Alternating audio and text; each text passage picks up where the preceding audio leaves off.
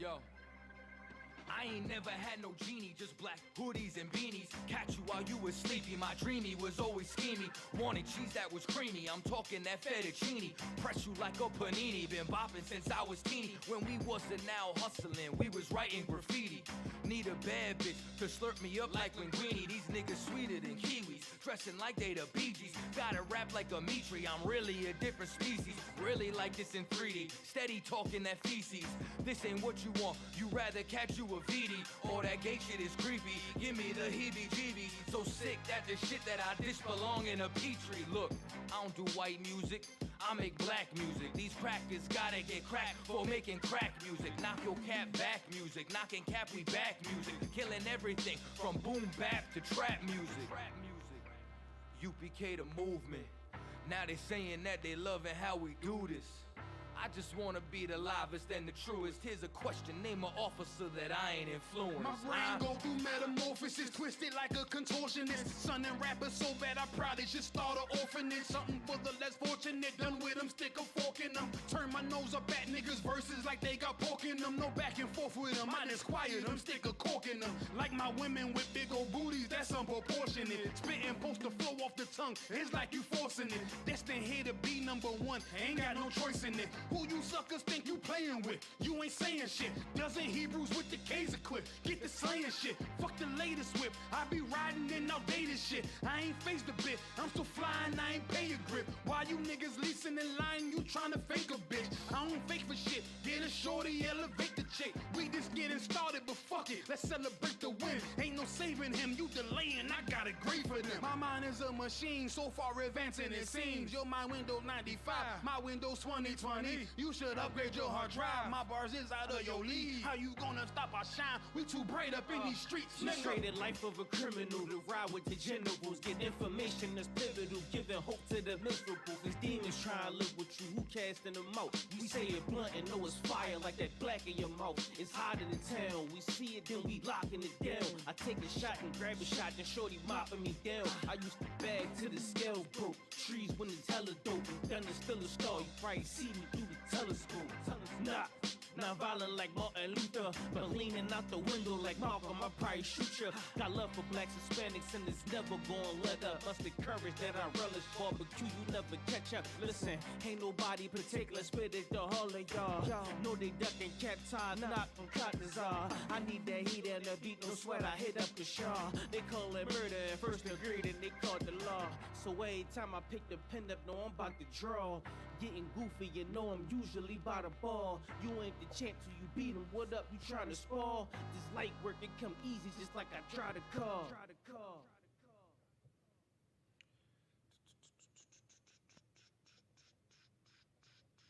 Clap it up, clap it up.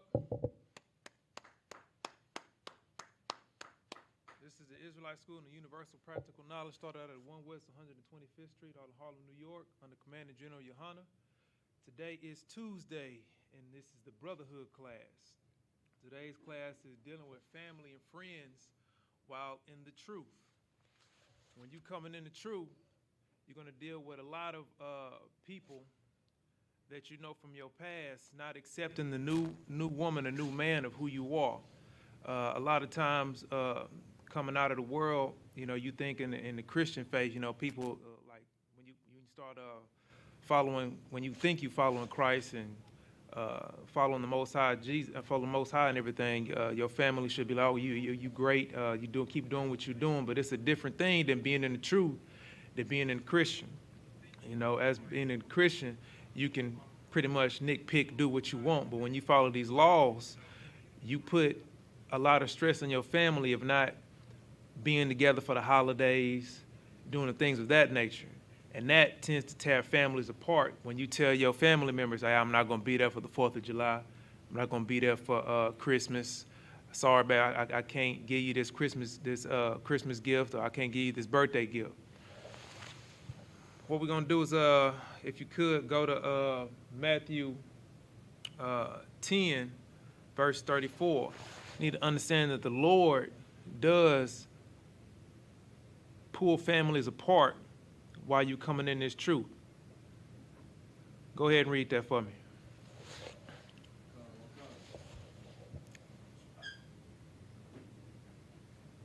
Something wrong? Oh, the mic.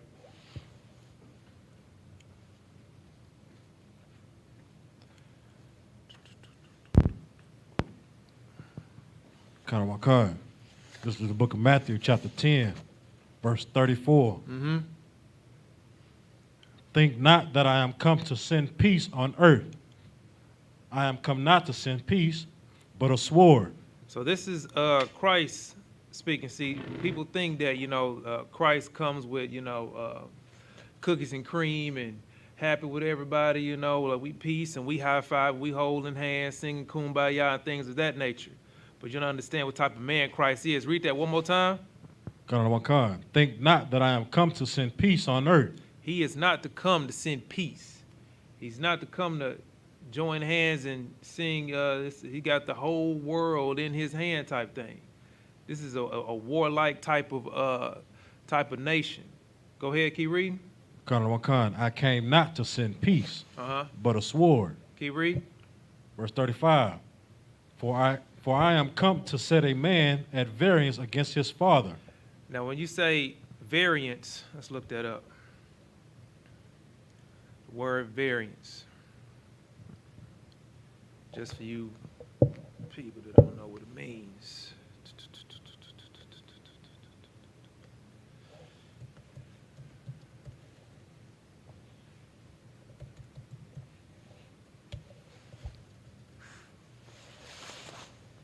Now, the word, when you look up the word variance, it means the fact or quality of being different, divergent or inconsistent, state of disagreeing or quarreling. Read that one more time. Karawakai. For I am come to set a man at variance against his father, Uh-huh. and the daughter against her mother, Uh-huh.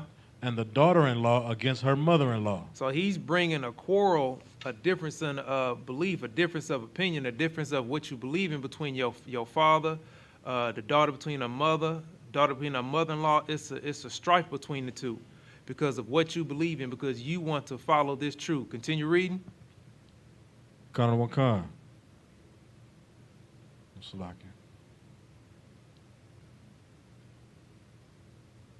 Verse 36. Uh-huh. And a man's foe shall be of his home. Salakia.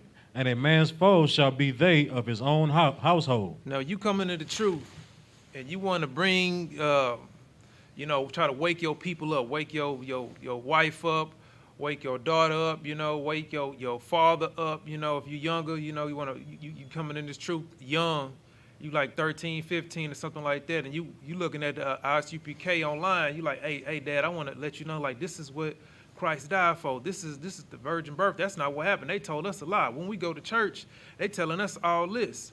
But you go to, and when you in your household, they start to become your foes. They started like, nah, you ain't coming in here with this. You over there bringing all this cult-like activity. I'm not feeling this. I don't like none of this. But at the end of the day, you're not doing nothing but following these laws. It's the difference between following these laws and just doing what you want to do.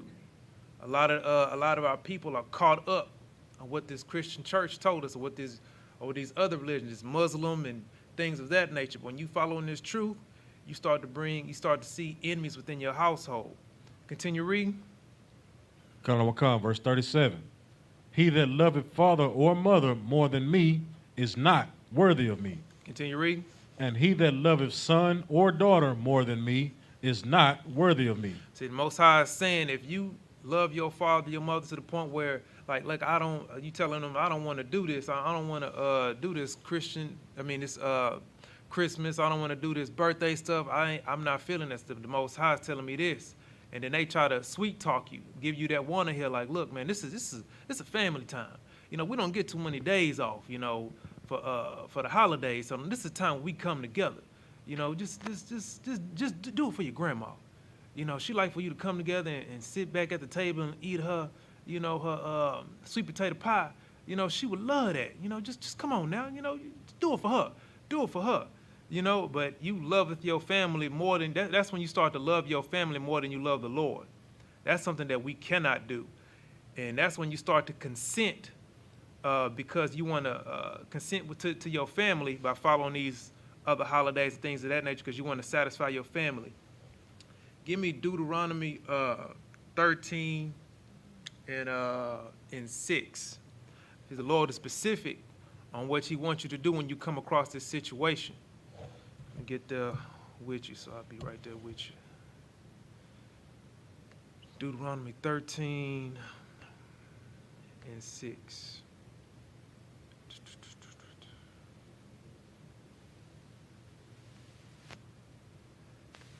Yeah, who got it? You got it? Go ahead, read. This is Deuteronomy, chapter 13, verse 6.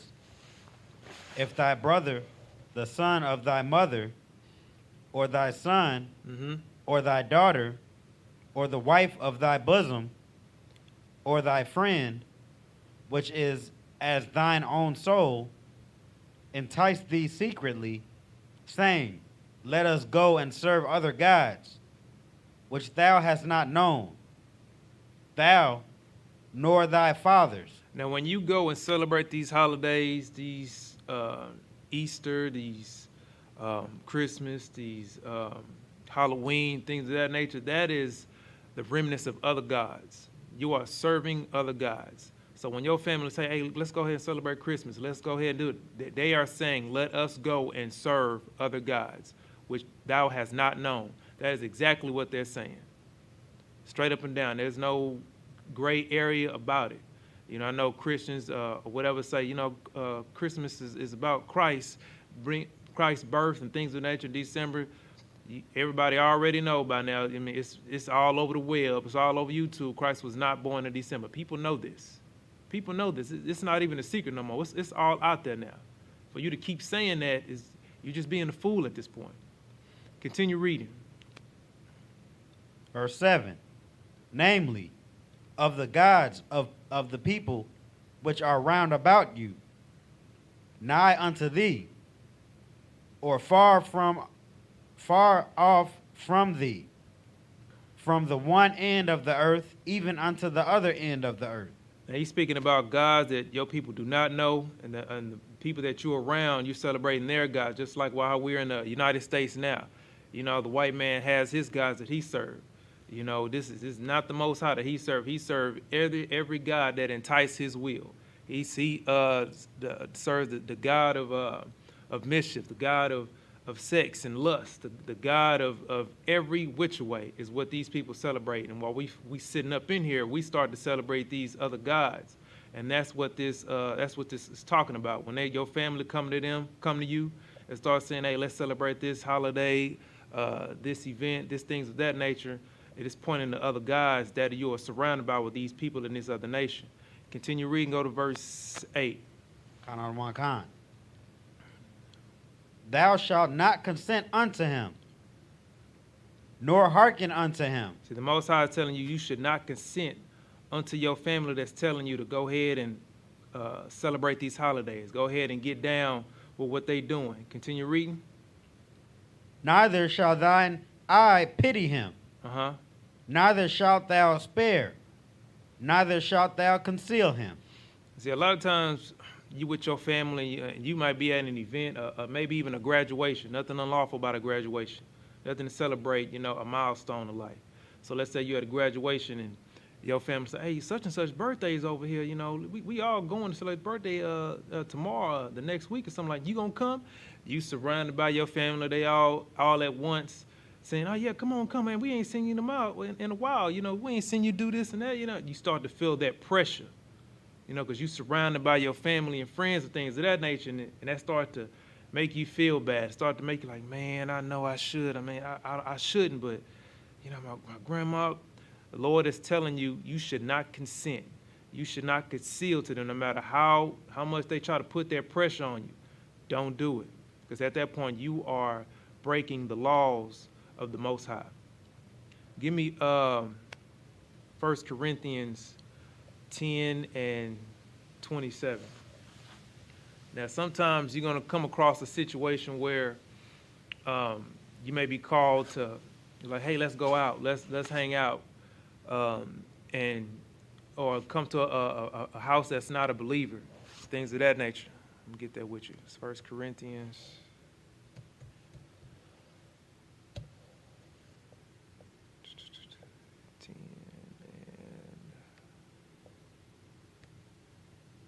7. Yeah, you may come across a situation where you have to sit down and eat, go to a nice little gathering, and they not a believer as you. Now, sometimes that you don't know that they may be trying to be celebrating, you know, a holiday or celebrating a birthday, or things of that nature. You don't know, but you don't sit there and be like, ask questions like, hey, what is this for? Like, what we meeting up for? What we doing? I mean, what? Don't worry about that. It's like, hey, you want to go out? Go out. Okay, let's go out and go out and eat. This is what the book says about situations like that. Go ahead and read 1 Corinthians 10 and 27. Kind on one kind. This is the book of 1 Corinthians, chapter 10, verse 27. If any of them that believe not bid you to a feast, and ye be disposed to go, whatsoever is set before you, eat, asking no question for conscience sake. So the Most High is saying, if you got a friend, a family member, things of that nature, and they know that you are in this truth. They know that you don't celebrate holidays, birthdays, and things of that nature. Sometimes they will try to test you. Sometimes they will try to make you gather, you know, just for an event. Don't tell you nothing until maybe you get there, and then you see a whole birthday banner. You see, you know, confetti, balloons, and things of that nature, stuff like that. But sometimes they even will try to do a conniving, like, oh, it's just me and you just chilling, things of that nature. And then they'll try to sneak out. This is what you do. So it's for conscience sake. You ask no questions. You just go up there, kick it. You treat it as another day. As another day. Continue reading at verse 28. One kind. But if any man say unto you, this is offered in sacrifice unto idols, eat not for his sake that showed it, and for conscience sake. For the earth is the Lord's, and the fullness thereof. So if that man comes to you, when you go out and try to eat and whatever, and you sitting at that table of, and you trying to, you know, mingle with your people, and then they sit there, well, this is for birthday celebration for such and such, Boom Quish and them, you know, we want to celebrate their 34th or whatever birthday, you know, this is for, at that point, they are offering sacrifice unto idols. Eat not. Read that from the top. Kind on one kind. This is the book of 1 Corinthians, chapter 10, verse 28. 28. But if any man say unto you, So if they say unto you, go ahead. this is offered in sacrifice unto idols. This is for the birthday of such and such. We celebrating this thing, you know, for coming to this world and being, you know, celebrating all this. Go ahead, keep reading. Eat not for his sake. At that point, do not eat that meal. Do not celebrate what they celebrate, because you are divulging into their customs. Keep reading. That showed it. Mm-hmm. And for conscience sake. And for your state, for you to feel, so you won't feel like you're going against the Most High's laws, statutes, commandments. You don't sit there and eat with them. You get up. You dip like, hey, you know what? I'm gonna holler at y'all. I'm gonna go ahead and y'all do y'all thing. You know, I can't get down with this. Continue reading. For the earth is the Lord's, and the fullness thereof. You had a question? Go ahead.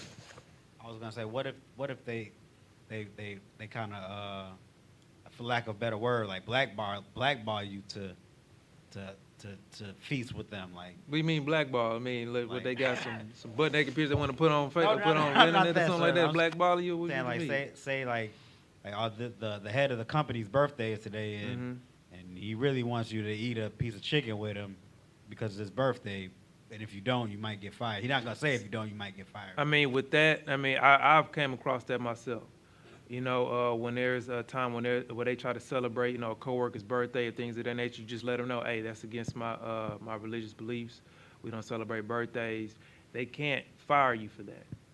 And if they fire you for that, then you have a serious case where you're gonna be paid some extra bread. You know what I'm saying? You got 2 houses on the way.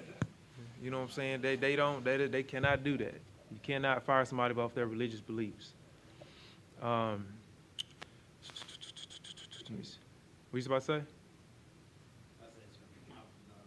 Oh, okay. Let me see. Give me Matthew 12. Matter of fact, no, I ain't gonna go there. Give me Matthew 19 and 29. I mean 19 and 28. See, this is something else that happens to you. I wouldn't say often, but it will happen to the point where you can might lose your friends, family, you might lose your possessions, things of that nature. Just following the Lord, and because at that point you could be being tested, or people around your friends and family may just like not feeling you. They want to start just not messing with you. They want to separate themselves from you, and that is good. You will sometimes lose brothers and sisters and aunts and uncles, but when you in this truth, I don't know how many brothers and sisters I have gained coming into the ISUPK. I can't even number them, because it is a multitude. Go ahead and read Matthew 19 and 28. Kind on one kind. And Yahushua said unto them, Verily I say unto you, that ye which have followed me, in the regeneration of the Son of Man, shall sit in the throne of his glory. Yep. Ye also shall sit upon the 12 thrones, judging the 12 tribes of Israel. Keep reading. And every one that hath forsaken houses, or brethren, or sisters, or father, or mother, or wife, or children, or lands, for my name's sake, shall receive an hundredfold, and shall inherit everlasting life. So Christ is saying, if you follow in his footsteps and you end up losing your family, your friends, your mother, children, your land, things of that nature, you're going to get more than what you had in the beginning. An example of that is what happened to Job. Go to Job 42 and 10. This man had a nice portion of, land, family, things of that nature, and it was taken away from him. But at the end of his turmoil, not only did he kept his truth with the Most High. He didn't throw away the Most High. He didn't say, "Oh man, forget the Most High, forget all this. I ain't going through this, man. Well, I don't know why I'm doing it." He looked at himself as like, whatever I did, I must did something wrong. I deserve this, whatever it is. That's a different type of spirituality with the Most High. Go ahead and read that. Kind on one kind. This is the book of Job, chapter 42, verse 12. Verse 10. Salakia. Verse 10. And the Lord turned the captivity of Job when he prayed for his friends. Mm-hmm. Also, the Lord gave Job twice as much as he had before. Now read that first one more time. Kind. And the Lord turned the captivity of Job when he prayed for his friends. Even after he was going through that turmoil and his friends and family was talking down on him, what's going on now? Job still prayed for his friends. He still prayed for those who looked at him as his enemy, his foes in his household. Even his wife was looking at him like, are you still praying for the Lord? Or he putting you through this? And think, hey, this is the Most High. Whatever he gave to me, he can give back to me tenfold. That was Job's mentality. To pray for your friends and your family while they still dealing with you, that's a different type of brotherhood. It's brotherhood that the Most High, that the Bible teaches. That's brotherhood to the fullest. Continue reading. Okay. Verse 11. Mm-hmm. Then came there unto him all his brethren. Now go back and read verse 10 one more time. Kind on one kind. Asalaki. Verse 10. And the Lord turned the captivity of Job when he prayed for his friends. Yep. Also, the Lord gave Job twice as much as he had before. He gave him less as much. Twice as much. Half. Twice as much. Twice as much than he had before. The scripture previously said, you shall receive 100-fold and shall inherit everlasting life. Job got not only what he had before, but he had more than what he had before. That's what I'm talking about. That's what I'm saying when the Lord sees you going through turmoil, like he's taken away from you, like because your friends and family turn their back on you, and you start to lose everything in Christ's name and following the truth of this Bible, you're gonna get more than what you had before. Continue reading. Con. Then came there unto him all his brethren, Mm-hmm. and all his sisters, Mm-hmm. and all that had been of his acquaintance before, Yeah. and did eat bread with him in his house. Continue reading. And they bemoaned him Mm-hmm. and comforted him Mm-hmm. over all the evil that the Lord had brought upon him. Mm-hmm. Every man also gave him a piece of money, Yep. and every one an earring of gold. See, this is Job just recouping everything that he had. Just like what you said, Ak, about, you losing your job because you're not celebrating a person's birthday or things of that nature. Let's say you do lose your job, and then you got your family at you like, see, because you just didn't want to celebrate a birthday, they fired you. Like, why couldn't you just go over there and just sing happy birthday for them? Like, why you just couldn't do that one little thing? Like, dang, is it that serious? Like, golly, now you ain't got nothing. Now you ain't, how you gonna pay these bills? How you gonna do this? How you gonna, they start to get on you. The people your friends and family start to crowd around you because you are following this truth. Because you do not want to break the Lord's commandments, things of that nature. You don't consent. You don't conceal to none of that what they talking about. But in the end, it all comes for fruition. You go after that. You go to that EOC. You get that bread. Then you end up maybe starting your own business. Then what they do, they come to you like, man, he doing good. Y'all be coming over there starting his own business or something. That boy got that bread from that case because they fired him. Man, that boy got another house. Man, he got his own construction company. He got this, like, he is doing it, man. Let's go over there and chill with him, eat with him, like, give him spread, whatever. Like, man, you doing good. They patting you on the back. That's the Most High bringing everything back because you lost because of what you did for the Most High. In his name, he starts to bless you even more than what you ever had. Continue reading verse 12. Okay. Verse 12. So the Lord blessed the latter end of Job Mm-hmm. more than his beginning. Yep. For he had 14,000 sheep Mm-hmm. and 6,000 camels and 1,000 yoke of oxen Mm-hmm. and 1,000 she asses. So it's talking about, back in those times, our people had farmland and animals and things of that nature to tend to their families. Now, instead of what Job had before, he had a multitude of more animals, more land, more crops, more just of everything, friends, family. Everything just pouring onto him. Continue reading. He also, verse 13, he also had 7 sons Mm-hmm. and 3 daughters. See, Job ended up losing his family, and I believe it was like a little accident that happened. Was his sons and family family died. Now he got he got more sons and daughters. Continue reading.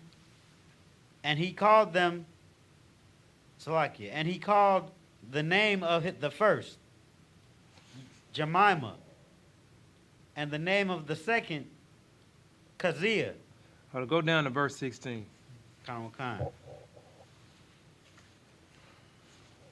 Verse 16.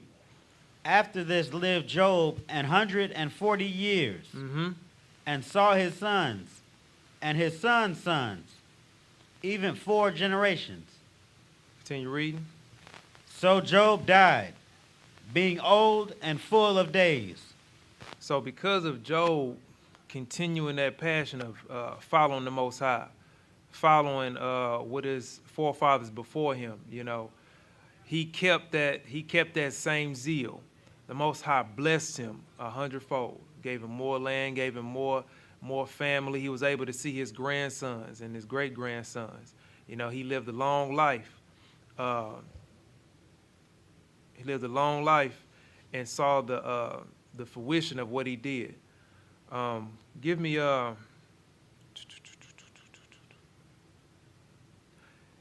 Luke 4:24. Matter of fact, now give me Luke 4:14 and 26. And I'm going to just speak about Luke 4 and 24. Yeah, give me Luke 14 and 26. I mean, when you look what Christ said, he said in Luke 4 and 24, verily I say unto you, no prophet is accepted in his own country. Like, being a prophet of the Most High, you know, people are not accepting that old man, accepting that new man that you are. They still see you as that same dude that, you know, you was on the corner hitting that blunt with him. You know, same person that was hitting them licks with him. Same person that was, you know, out there trying to get them girls in the streets, you know, just chasing tail. You know, they not seeing the new man or the new woman that you are. So when they see you, they not accepting what you telling them. It's like, man, I know you. I don't know who this is, but this new person that you are, I can't take you seriously because, I mean, I see what you're saying, but things of that nature, but I can't get with you. You know what I'm saying? Read Luke 14 and 26. One kind.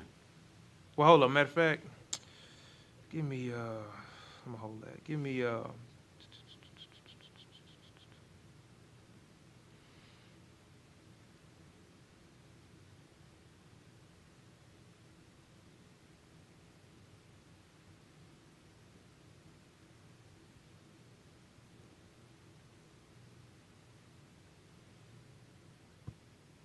give me Matthew 5 and 11. Kind on one kind, sir.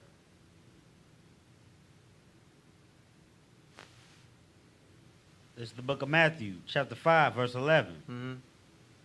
Blessed are ye when men shall revile you and persecute you, Mm-hmm. and shall say all manner of evil against you falsely, for my sake. So this is when your friends and family like, man, this ain't Isupk, man. He did this, he did that, man. He one of these cats. They not accepting that new person that you are.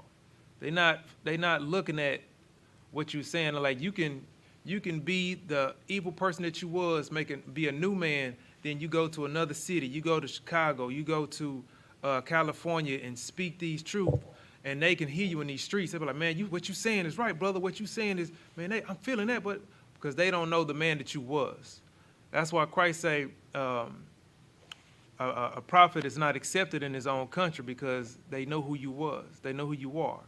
Well, not who you are, but who you used to be.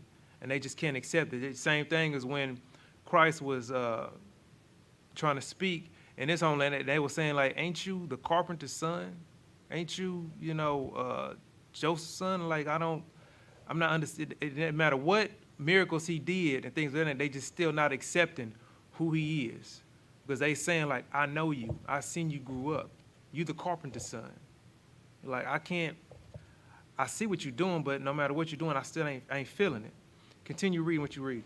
Kind out of one kind. Verse 12. Rejoice and be exceeding glad. Uh-huh. For great is your reward in heaven. For so persecuted they the prophets which were before you. Like, you're not the only one that's going to receive persecution and lies being told upon you because of you got into this truth. You're not going to be the first one. Prophets before you went through the same thing. They got into this truth. People said things about them, but at the end of the day, they kept striving in this truth. You need to understand, you will go through fire and trials, but at the end of the day, don't let that phase you because it's just a reputation of things. I mean, it comes with the territory. You being one of those dudes that got nothing on, they will even try to make things up about you. Just trying to place something on you. But you got to stay true to this truth. Give me 1 Peter 4 and 12.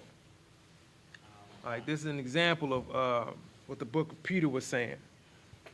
Like, don't let this sway you because of your sufferings that you may be going through with your friends and family, things of that nature. Go ahead and read. Kind. This is the book of 1 Peter, chapter 4, verse 12.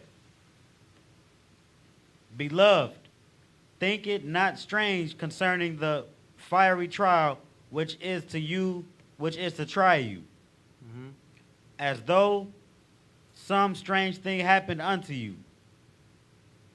But rejoice, inasmuch as ye are partakers of Christ's sufferings, that when his glory shall be revealed, ye may be glad also with exceeding joy. Go back and read verse 12. Beloved, think it not strange concerning the fiery trial which is to you, which is to try you. Don't concern yourself with the troubles that you're going to go through with your friends, your family, your job. You know, don't concern yourself with this. You keep striving. That's what this is saying. Don't concern yourself with what you're going through. You know, you might be like, man, my rib is on me. She don't want to follow these laws. My job is on me because they want me to celebrate these company holidays. You know, the Christmas party. You know, things of that nature. That they may talk about you behind your back, and not want to give you their promotion because you don't want to go through these Christmas holidays and this Easter celebration at your job. And don't worry about the fire trial that you're going through. Keep reading. Come on. But rejoice, inasmuch, so I get verse 13. But rejoice, inasmuch as ye are partakers of Christ's sufferings, that when his glory shall be revealed, ye may be glad also with exceeding joy. Like you are going through the same thing Christ and his disciples are going through. Like you, that's just like you getting your honorary jacket, like you in now. Like what, you just lost your job, you just lost your rib, or your people on your job just not taking to you, that you feel like the whole world is against you because you in this truth. Oh yeah, you just got just like when you in the Omega, you just got branded. You know what I'm saying? You good now, you win. That's when you know you're doing something right. When you're going through hell following this truth, that means you're on the right path. That means keep doing what you're doing. That's exactly what that means. Continue reading. Verse 14. If ye be reproached for the name of Christ, happy are ye, for the Spirit of glory and of God resteth upon you. Mm-hmm. On their part he is evil, spoken of, but on your part he is glorified. So they may try to reproach you in the name of Christ because you are following Christ's footsteps. You know, that's what people out in the world, they're not following Christ's footsteps. They're not going through the fire of not looking at what's going around them and indulging in the lust, indulging in what they flesh want to do, instead of following these laws and doing exactly what the Most High ordered us to do. Like, you have to look at it to the point where, let's say even if you want to be a priest, for lack of a better words, you can't choose your family over the Most High. Give me Luke. Give me Luke. Where is it? Give me Luke 14 and 26. Okay. This is a good example of putting your family or friends above the Most High. Go ahead and read. This is the book of Luke, chapter 14, verse 26. If any man come to me and hate not his father and mother and wife and children and also and brethren and sisters, yea, and his own life also, he cannot be my disciple. Now the Most High is saying, if you can't look at your family like, man, I can't go ahead and continue doing what you want to do. I can't look at my father and be like, nah, I can't rock with that. Look at my mother like, nah, I can't do that. I can't celebrate that Mother's Day. Nah, wife, I can't do this. I can't give you no Christmas present, no birthday gift. I can't do that. You know, even looking at your children, And how, you know, they want to look at you and like, where's my Christmas present? Where's my gift? And things like, nah, I can't do that. I hate that. I hate these holidays. I can't rock with that. Even looking at your brother and your sister, how they want to go and do these 4th of July celebrations, want to go, I can't rock with that. I hate, that's what this scripture is saying about hate not his father, his mother, his wife, his children, his brother, not hating your mother and your father and your sister, but hate the acts that they are trying to make you do. Like, you can't get down with that. Even hate of your own life to the point where you're fighting what you even want to do. Because there's time which you just want to, like, man, I want to go out there and get drunk and on the 4th of July. I want to go get with these females. You know, I want to get. Nah, I can't do that. I hate my life because I'm with the Most High. I'm not on that. I'm over here like this. You can't love all that and then be a disciple of the Most High. It don't work like that. You need to throw those away and follow what the Most High is doing. Continue reading verse 27. Con. And whosoever doth not bear his cross and come after me cannot be my disciple. You can't sit there when times get rough, throw that burden down and go back into the world. Can't even be a disciple doing that. You're going to go through some trials and tribulations. It's going to happen. That is how you get your jacket. That's how you get, you know what I'm saying, your jacket. You're gonna go through it. You know, it's just a test of all the disciples went through, all the what Christ went through, put in the forefront. This is what happens when you are following the footsteps of the Most High. Give me Matthew 5 and 44.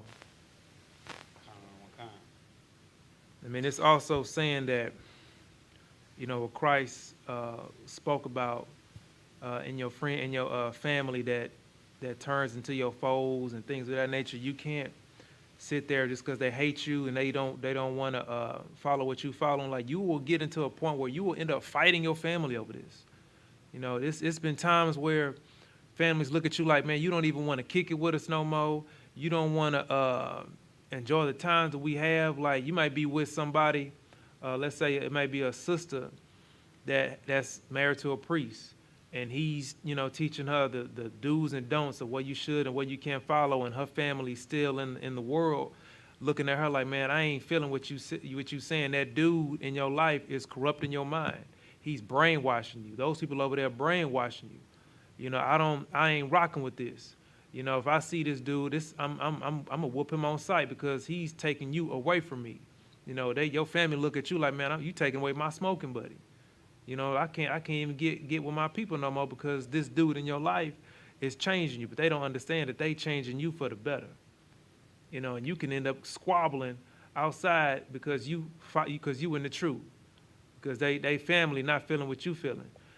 But at the end of the day, you still don't hate your family, because at the end of the day, yes, they're your enemy, but that's your brother, that's your sister. And that is something that you can't do. Go ahead and read Matthew 5 and 44. But I say unto you, love your enemies, bless them that curse you. I'll read 5 and 43, my bad. This is book of 5. This is Matthew 5 and verse 43. Ye have heard that it has been said that thou shalt love thy neighbor and hate thine enemy. So Christ is saying, this is Christ's words saying, there's been told that you've been hearing that you should love thy neighbor and hate thy enemy. Go ahead, keep reading. But I say unto you, love your enemies, bless them that curse you, do good to them that hate you, and pray for them which despitefully use you and persecute you. So this is what we read earlier, what Job did. He prayed for his friends that ridiculed him, his family that talked down upon him. He prayed for them, and that's when the Most High blessed him. Now, Christians will take this scripture, it's Matthew 5 and 44, and see that love your enemies, bless them and curse them. And that's like, see, that's talking about everybody. That's talking about the white man, that's talking about Chinese man, that's talking about everybody. You're like, no, not at all. We're going to get the precept and show you who the enemy is. Give me Micah 7 and 6. Because you find out who everybody is in this book. This is the one thing I didn't see Christians try to use. Like, oh, see Christ, he loved everybody. He was down for all love and singing Kumbaya and, you know, gathering together singing the R. Kelly song, I believe I can fly. You know, all that type of stuff. Like, we all together. Nah, fam. I'm talking about the enemies is the specific people that I'm talking about. Go ahead and read. Kind. This is the book of Micah, chapter 7, verse 6. For the son dishonoreth the father. Uh-huh. The daughter riseth up against her mother. The daughter-in-law against her mother-in-law. Uh-huh. A house, Salakia. Now, hold on. Read that one more time. Go back to the top. Kind. For the son dishonoreth the father. Now, we read this earlier. Keep reading. The daughter riseth up against her mother. Yeah, we sure did. The son dishonored the father. The daughter rises up against the mother. Go ahead and read. The daughter-in-law against her mother-in-law. So he's putting strife between the families. Go ahead and keep reading. A man's enemies are the men of his own house. Read that section one more time. A man's enemies are the men of his own house. Oh, they outside in other nations. Of his own house. This is the enemy that Matthew 5 and 44 is talking about. He's talking about the house of your family, the house of Israel, the house that you dwell in with your wife and your father, your children, you know, things of that nature. It's in your house. The man's enemies is of his own household, and when you love your enemies, you're loving your family. Scripture said that you can't love God and hate your brother. To do that goes against the scriptures. You can't do that. Give me you got any questions in the room? Questions in the room? See if I got something online just to make sure.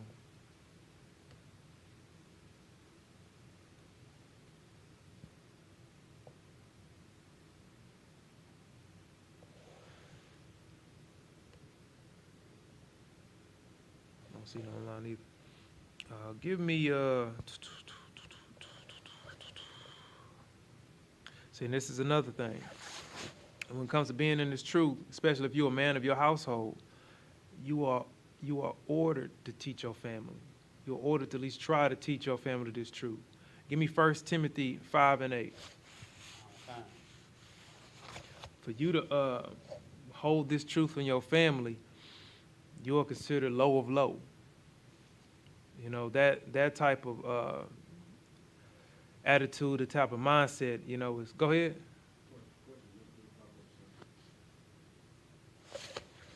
Sister Brianna Pipkin says, love them don't mean dealing with them, right? You say love them don't mean dealing with them? Like, you can deal with your family. That's nothing wrong with dealing with your family. But if it's to the point where they are put into the point where they're going to maybe cause harm to you, to the point where they're looking at you like where they're forcing you or try to pressure you, and you know that you're not strong enough to be around them and continue this truth, then you can't separate from them. You can deal with them from a distance. You know, there's times when you're going to be with your family. I mean, like some people are a little bit more seasoned, so they go to with their families and they'll sit back, you know, just going to their grandma's house just because, and they're going to make fun of you. You know, like you got your fringes on, or you got your mitre on. I've been called, you know, the Black Ninja Jesus before. Going to my grandma's house before, like, what you looking at, boy? You sure do look like Moses. You look like a swole Moses. Like, boy, I tell you that they're gonna talk a little trash or whatever, you know. I just don't let it faze me. I just keep it moving. But if it was to the point where it's getting deep inside of me where I want to say something disrespectful or do something, then I would keep away. I don't want to do anything that's going to make me trip and stumble or things of that nature. You know, so it depends on how you feel your family, how you like, you know how your family is. So it's to the point where you know that your family can't deal with your change, then hey, you can stay away from them. There's nothing wrong with that. She also says, and what do you mean by pray for them? You can't save people. You mean, say that one more time? She says, and what do you mean by pray for them? You can't save people. No, you can't save everyone. But to the point where, just, Lord, help make sure that they, see if maybe you open their eyes so they can see this truth type of thing. Watch over, make sure they're safe. Things of that nature. You can say like a prayer for them like that. That's like what Job did. Like look at him, he doesn't know what he's saying. Things of that nature. Pray for your people. And Salaki, if I may add, Christ did the same thing when he was on the cross. Exactly. You know He what said, I'm Lord, saying? forgive them. They don't know what they do. Right. It's the same thing what Christ did. What was that? 1 Timothy 5:8. Kind out of one kind. Yeah, go ahead and read that. But if any provide not for his own, and especially for those of his own house, Mm-hmm. he hath denied the faith, and is worse than an infidel. An infidel. Man, let me look this up, man. Let's see what an infidel is. 1 Timothy 5:8.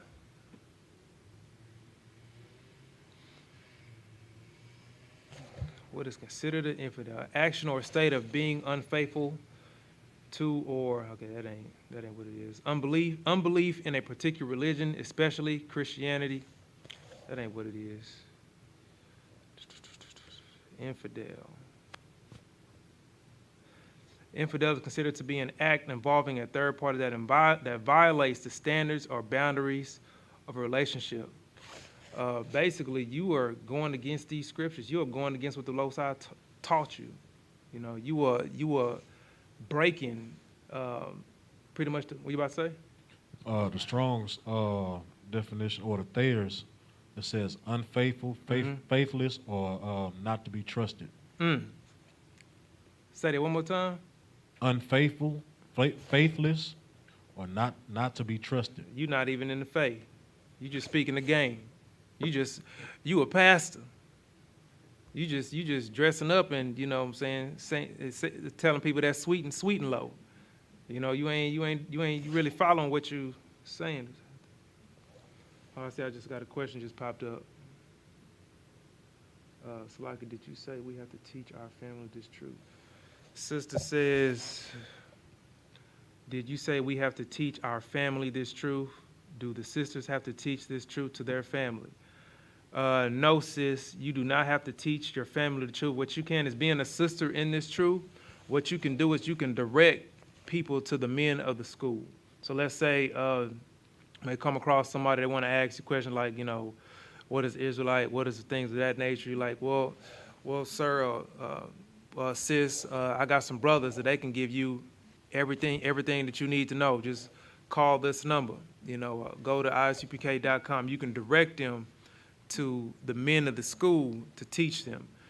Sisters are not to teach, to anyone. Teachers are not to teach. It's nothing to say like, yeah, we are Israelites. We are the 12 tribes of the 12 tribes of the Bible. There's nothing wrong with telling people like that. When you get to the point of when you bringing out scripture and you teaching, that's at the point where you need to direct them to your to maybe your camp leader, or if you're married, to your husband that's in the truth, things of that nature.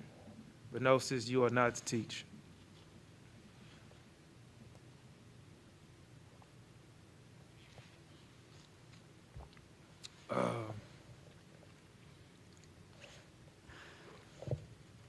What was that?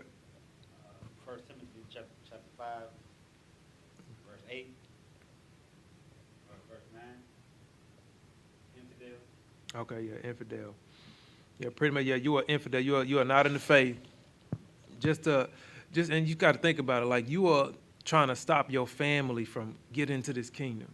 Like, why would you not want to see your brothers? Your son, your daughter, your wife. Why would you want to give them the keys to this kingdom? Why would you want to see them, glorified under the Most High? You know, you can't say that you want, you know, for your people if you don't want to give the key, you want to give the access to your people. You know, that is an infidel. You are not true to this faith. Let me see.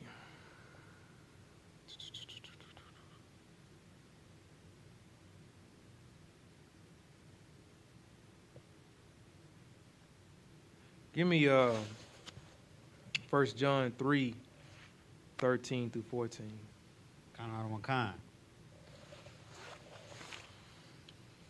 Like what we most likely what don't want to do is get caught up in the world that may hate you. You know, you might get depressed and down because everybody around you is starting to come against you because you are not following what they follow. You know, don't marvel in it. Don't concern yourself with trying to worry about things of that nature. Go ahead and read. Kind. This is the book of 1 John, chapter 3, verse 14. We know that we have passed from death unto life, because we love the brethren. Mm-hmm. He that loveth not his brother. Well, read 13 one more time. You want to go to 13, sir? Yeah. Kind. Marvel not, my brethren, if the world hate you. Do not worry about the world hating you. Do not worry about how you are surrounded by employees, friends, family, looking down on you because you want to wear fringes, because you want to have your head covered. You know, you want to look more modest. They want to talk down. You're like, man, because you don't want to walk around and go to the club, you know, like half naked. Don't worry about what they saying to you. You know what you're doing. You know how you should behave. You know how you should carry yourself. You know the type of reputation that you are trying to withhold. Do not marvel in the world and if they hate you. Continue reading. We know that we have passed from death unto life. When you come across in this truth, you have killed that old person that you was. You have now been given the breath of life. So when it says you have passed from death unto life, you have shaken that old person that you used to be, and now you are a new person. Now you are living. Continue reading. Because we love the brethren. Go ahead. He that loveth not his brother abideth in death. So if you're not loving your brother, you're not loving your sister, you're not, but you saying you loving the Most High, that's death. You're not going according to the scriptures. I mean, that's not following the commandments. And we know if you're not following the commandments, you trying to die. You know, that's something that you're not trying to be doing. Any more questions in the room or online?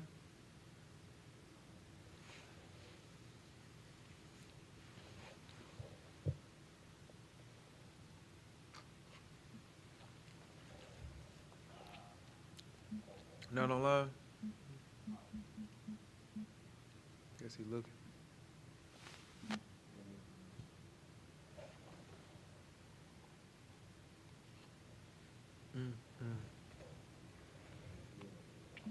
To walk. All right. Well, with that, pass to class 2. Who's doing the security announcement? Yabukon? My man. Pass class to Mr. Yabukon. Did you do your test? Trooper. Okay. Pass class to Trooper Yabukon. Go ahead, get over there, man. I gave you the right one? Both of them. Security announcement. We are the ISUPK, started out of 1 West, 125th Street, Harlem, New York. Rule for new brother and sister. When a new brother or sister comes to the school, they are off limits for 6 months. They are to be saluted only. They are here to shed themselves of the world. If they need transportation, the teacher will arrange it. After 6 months, if a brother or sister has an interest in a particular person, he or she must get permission from the head to speak to a brother or sister. There is another 6 months in which the brother and sister will court each other. After this 6-month period, the brother and sister will get permission from the head to marry. Tithes, which is a commandment. Numbers 18 and 21, and Malachi 3 and 8 through 10 means 10th in the Hebrew. Ma'asharah, 10% of every penny of any increase the Lord gives you. Give to Treasury Department or teacher. Priest fund, free will offering for priests, not mandatory, whatsoever amount you would like.